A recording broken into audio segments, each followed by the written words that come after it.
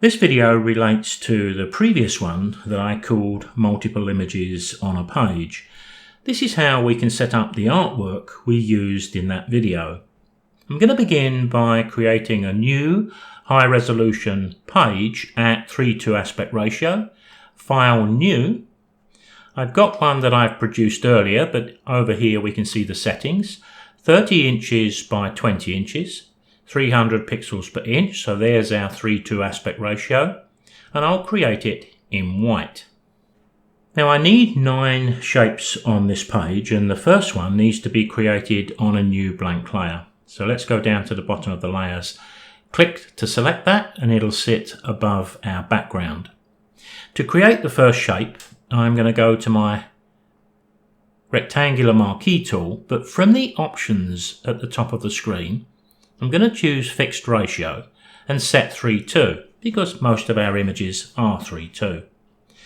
Then I'm going to click and drag. I can make a small shape or a big shape, but I know it's 3:2. Now what I've got to do here is to make a shape which I think is going to fit nicely across the page. So it's a best guess, and there it is.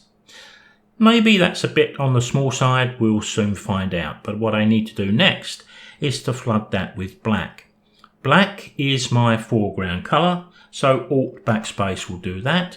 Control D will remove that selection. Now with the Move tool selected, I'm going to click and move this around because you can see those pink lines appear because I need that artwork right in the centre, and those pink smart guides have helped me to position that square. But of course I need another 8 squares to go with this one. And here's a lovely quick way to do it. Hold the Alt key, you'll notice the cursor changes. Click and drag. There's my next shape. Let me drag that just to that position. Now let's have a look at doing that again, and we'll look, because it looks pretty good there. If it works on the right, then it's going to work on the left. But I need to check above and below. So once again, hold the Alt key, click and drag, and I'm going to position that one there. Once I've got them in place, the rest is very quick and easy. Now it seems that I got lucky with the size of the square that I created, but if I'd got it slightly too big or small, I would use my free transform tool and just tweak it a little bit. But here, all I need to do is hold the Alt key, click and drag, and now I've got the guides in place, you can see just how quick this is to do.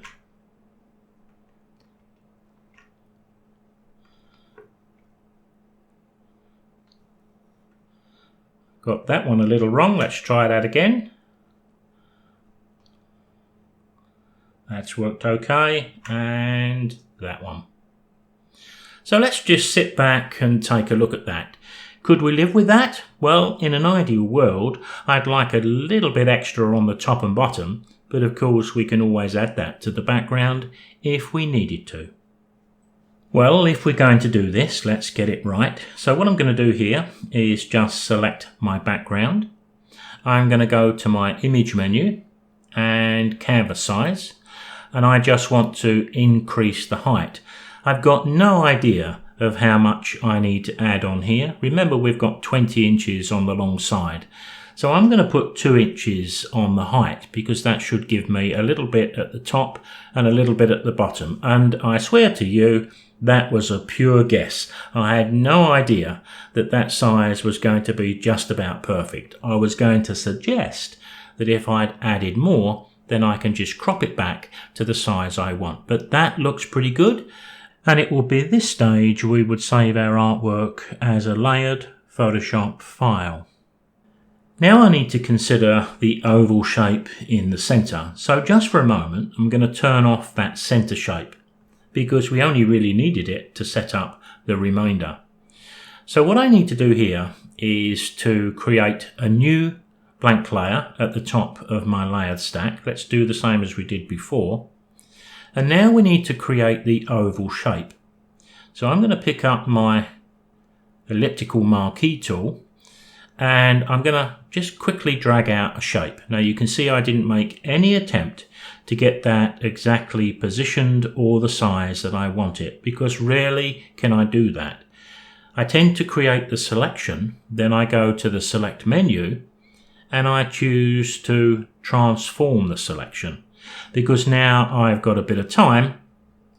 I can drag this out, I can drag it into the center, I can look at how much it overlaps onto the other images. So I can take just a little time here.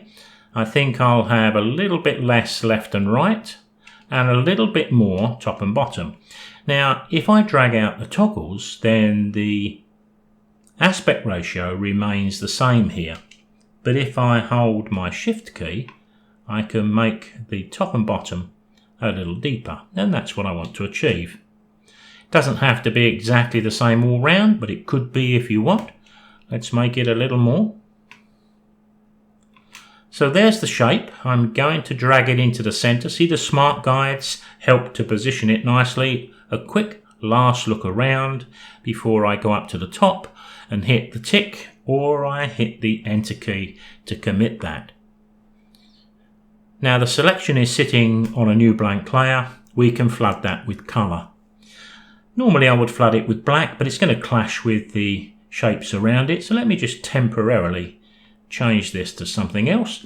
Incidentally, when we're working on this technique, the shapes don't have to be black, of course. They can be any color we like.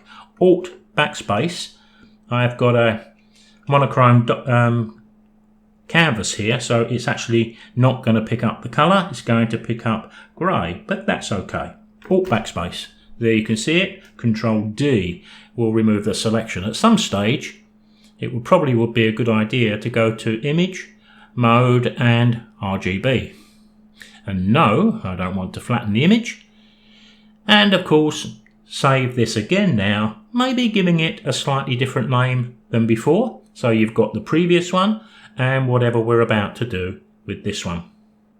Now, as I look at the artwork I've created, I'm now not quite so sure I like the way that the oval is cutting so close to the corner of the shape at the center top and the center bottom. So with the oval selected, I'm going to hit the shortcut keys for the free transform tool, Control T, and I'm just going to tweak this out just a little bit. Let's get it back into position. Hit the enter key, and I think I like that a little bit better. Now let's think about what we've got to do here.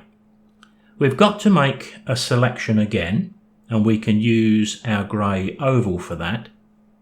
But then we've got to use that selection to cut out the curve shaped here, here, here, and here. Well, that's going to be pretty easy. The way we do that is to hold the Control key and click the grey oval. As soon as we do that, we're going to get the selection in place. To show you what's going on, I'm going to turn the oval off. We don't need to do this, but I think it may be better as a viewer. So I need to select the top center shape. There it is down there, so I need to select that layer. Then I need to hit Control X. Control X is simply the same as going to Edit, Cut. And there you can see the shape we've cut out. All we need to do now is to hold the Control key and click that grey oval again. Then select all the other shapes. Let's go to the bottom one. There's the bottom one.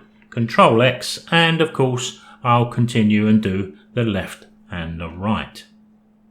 Now when I turn back on the oval shape, the one thing you'll notice is it doesn't have that nice gap all the way around so that it fits in nicely with the artwork.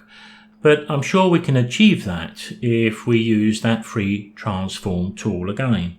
So with the oval selected, Control T, you'll find this in the edit menu. And I'm going to drag this down, this one up. I'm going to spend a little bit of time here to make sure I get it central and to make sure I'm happy with the gap all the way around. But I'm not going to do it anything other than by eye. Holding the Shift key, I can stretch the sides out to get the same thickness all the way around. And of course we can enlarge the image, and when we're happy we can hit the Enter key, and there's our artwork complete. Now, because I've changed the image back to RGB, if you look over on the left hand side you can see that the colour picker now reflects the pink that I selected a little while ago. At any time you can flood these shapes with any colour you wish. Just lock it first, because that protects the transparent nature around the outer edge of the oval. But if I wanted that to be pink, I can hit Alt Backspace and there it is. But it makes sense, I think, to keep it uniform, so we'll go back to black and white, Alt Backspace again. There's my black oval, nice spaces all around. I'd save this now as a Photoshop file. Now those techniques can be good for almost any shapes we wish to create. Here I have a new canvas. This is 16:9 aspect ratio at HD resolution, 1920 by 1080. Quite a bit different from the previous, but everything we do is exactly the same. Let's create a triptych. I'm going to pick up my rectangular marquee tool. I'm going to do exactly as I did before, click and drag, making my best guess. Create a new blank layer over the top of my background, and I'm going to flood that selection with black using that Alt Backspace. Control D will remove the selection, and then I can use the Smart Guides to drop this into the center.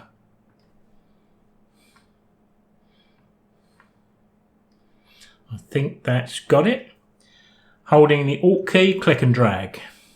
Now you can see I've got this a little bit too big, but it's not a great problem, is it? Let's just drop this one in the bin. Select the center, Control T for free transform. Let's just hold the Shift key and make it slightly slimmer. Hit the tick, not forgetting to get it nicely centered before we actually hold the Alt. Hold the Alt.